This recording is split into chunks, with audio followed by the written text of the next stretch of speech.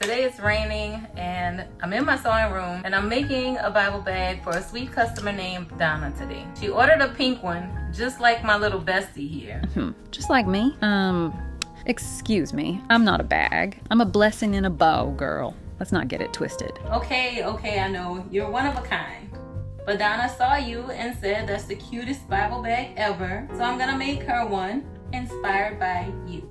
Wait, hold up. Are you giving her my exact lining? Because I don't want some knockoff out here quoting scripture with my floral swag. No ma'am, hers is floral on the inside, but she will be quilted, very similar to you, but she won't have the extra sass and a zipper full of attitude.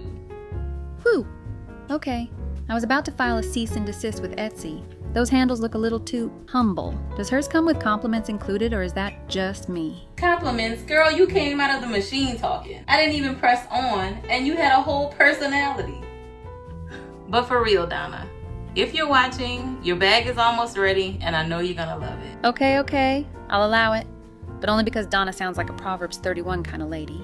So here's Sophie, and here's Donna's bag. Some fabric, some love, but only one of them talks back though. And only one of us is fabulous enough to star in a YouTube video. Hi, Donna. You're welcome. So if you want one like Sophie, minus the sass, you can grab one out of my Etsy shop. You can also grab the pattern if you want to make one. And if you want to hear more from this little diva right here, then subscribe. I've got hot takes on top stitching, interfacing drama, and what not to put in your bobbin case.